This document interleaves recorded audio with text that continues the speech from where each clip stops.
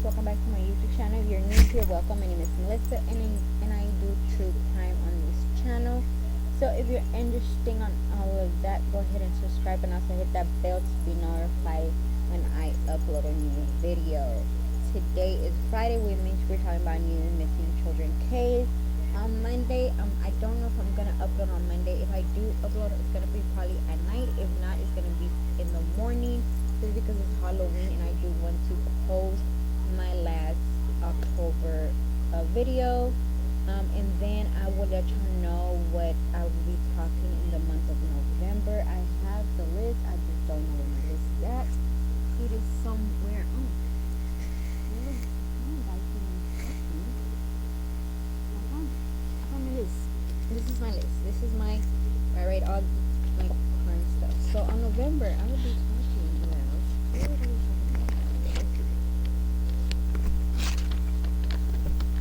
So November theme is going to be old solved cold cases. So I'm going to be talking about the oldest cold cases that are already solved. And I know a lot of people do like solved cases. And you know, I watch a lot of other YouTubers who talk about different cases as well. But they always mention how so many people like solved cases, because some people don't like unsolved, just because you're like you're just there like thinking who did it. And I feel y'all, because I do as well. I love solved cases, but I also like talking about unsolved cases, because I feel like we have to get their names out there and don't have the public forget about them, and make sure that we, you know, that we keep their name in the spotlight and hopefully solve that case soon. So the whole month of November is going to be solved cases, and I cannot wait. So yes, let's get started. So today we're going to be talking about Daniel, and he is a beautiful young angel who disappeared. And so yeah, let's go get it started, guys. Sorry about my hair. You know me already, okay? If y'all been here since day one, you know my hair's never done. My nails are done. I got a new color. I went to Walgreens Thursday, I believe, and it was between these and some silver ones with rhinestones. But I was like, you know what? Let me do a nude. I need a little nude color. So I did these. So yeah, I'm gonna be Selena for Halloween. I have a Halloween party to go tomorrow, and I'm gonna be Selena. I will take pictures and I will show y'all if I do not forget. I will show y'all one day.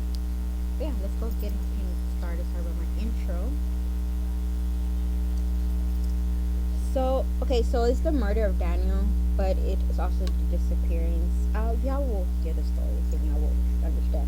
This video may be short as well. I'm sorry that some of my missing case videos have been short lately, but I just want to get these videos out there. Like I said in my last video, missing children case are the ones that I'm really attached to, and I love talking about it, and I love getting their stories out there, and that's why I will always talk about them on Fridays.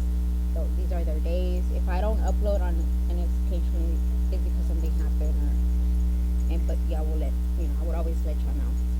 So Daniel James Morcombe, I'm so sorry if I'm saying that last name wrong, was born December 19th of 1989, and he disappeared on December 2003.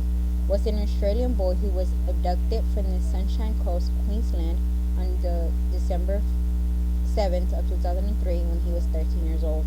8 years later, Peter Cohn, a former Sunshine Coast resident, was charged with Daniel's murder. In the same month, DNA tests confirmed bones in the Glasses House Mountains were Daniel's. On March 13, 2014, Cohn was found guilty of the murder and was sentenced to life imprisonment, and was insanely dealing with a child interned from his fifth corpse.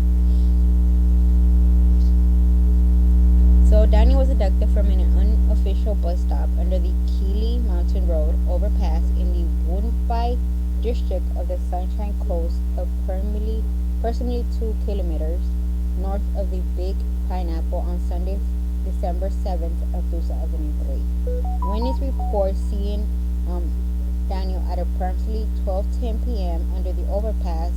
Daniel planned to catch the 1:35 p.m. bus to the Sunshine Plaza shopping center for a haircut and to buy criminals present, but the bus had broken down.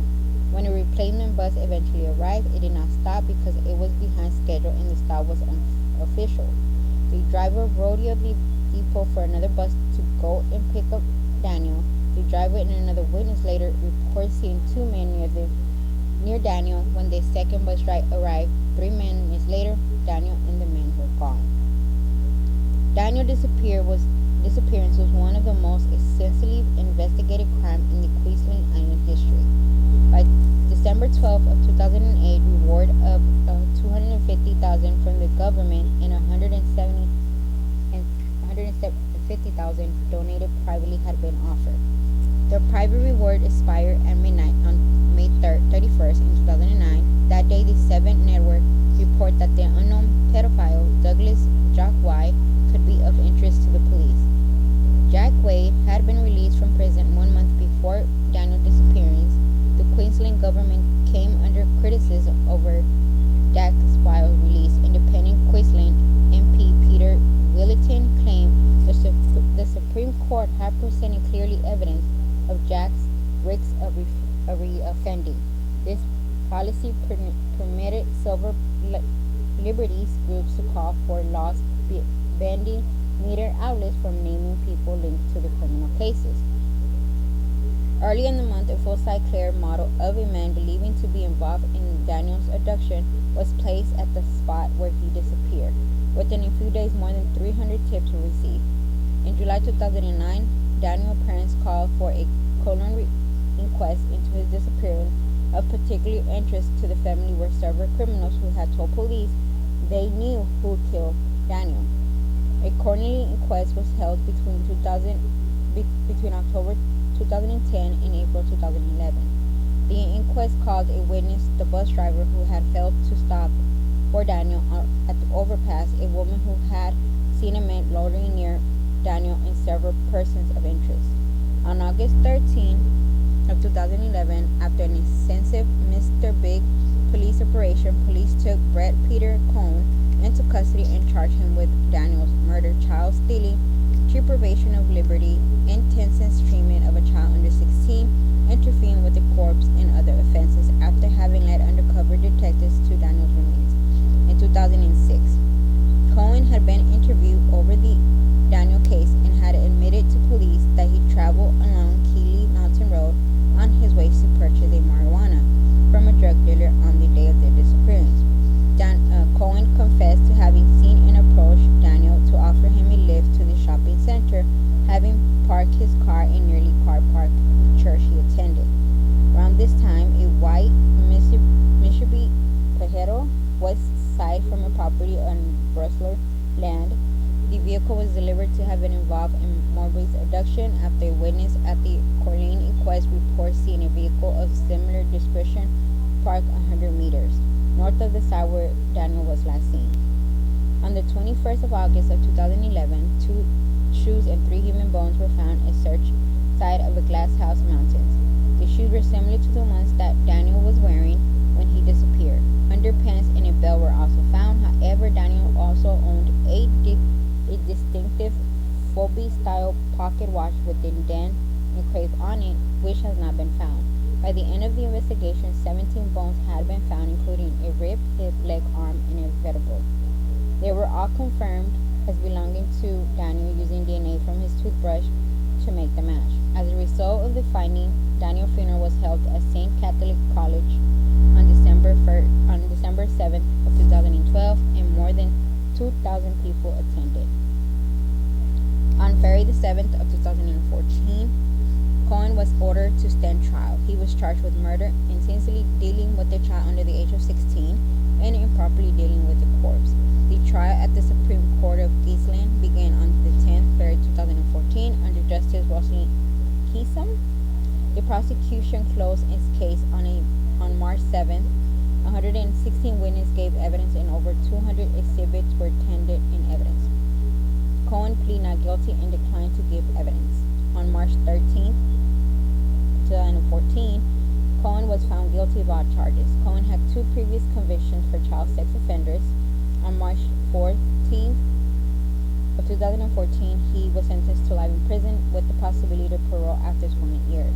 He was also sentenced to 3.5 years imprisonment for indecently dealing with the Morcombe and 2 years for interfering with his corpse.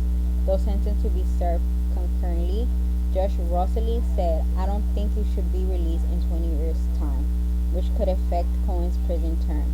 Cohen's appealed his sentence to the Queensland Court of Appeal under Justice Margaret Corder, seeking to have his conviction overturned. His legal team argued that he confession allegedly through an undercover string by police was inadmissible as evidence as a trial. On the 1st of May of 2015, Cohen's appeal was dismissed. The former Queensland Attorney General Gerard Gleeson had appealed to have Cohen's 20-year minimum sentence to increase. This was also dismissed. The McCall family started the Daniel McCall Foundation and put its resources into keeping Morcombe disappearing in the public eye and trying to find out what happened to their son. The foundation is committed to educating children about personal safety and to raise awareness throughout Australia of the dangers of priority criminals. These efforts are supported by the Australian media, especially on each anniversary of Daniel's disappearance, when a day for Daniel is held to promote awareness of the volunteering of children. An accompanying event at the Ride for Daniel, which covers 5 kilometers of the Sunshine Coast, held each year since 2005. In 2015, Bruce spoke to the family of another missing child, William Taylor, and warned them that psychics would descend on them with the bizarre and offbeat, distracting information. He called it distressing and said that although they received hundreds of leads telling them that there was a shade of water tank nowhere of any help, but still couldn't be ignored in case they included discussion confession.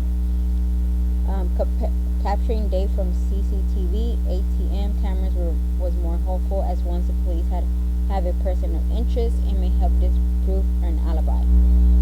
McCurve's advice was to remain positive. That's all you can do. The police will be working hard. They want to solve it as well. McCurve's murder was the focus of the crime investigation in Australia. Season 1 episode Tears for Daniel aired in 2005. A film based on Daniel's murder titled Where Daniel Was Planned, directed by Peter and cinematographed by Dean. On July 2nd of 2017, the cast was covered by Case File True Crime Podcast. Daniel's father, Bruce, appears in a Series 6 episode of the ABC You Can Ask That, focused on families of missing persons. In the episode, Daniel described the family perspective on the events as well as the aftermath. Bruce, his dad. The Strangers, a film that fertilized the undercover police operation to catch the murder, was released October 22 and July 22. Marker's parents demand that the filmmaker stop using his name to mark the film and were upset that they continue to do so. So that is the sad story of a beautiful little boy that has so much going on for himself, and I'm glad that the family is helping other family. I'm gonna give you my opinion in psychics. I do believe in psychics. I've always believed in psychic. I've always believed in ghosts. I've always believed in all that. I do not believe in aliens. Don't ask me why.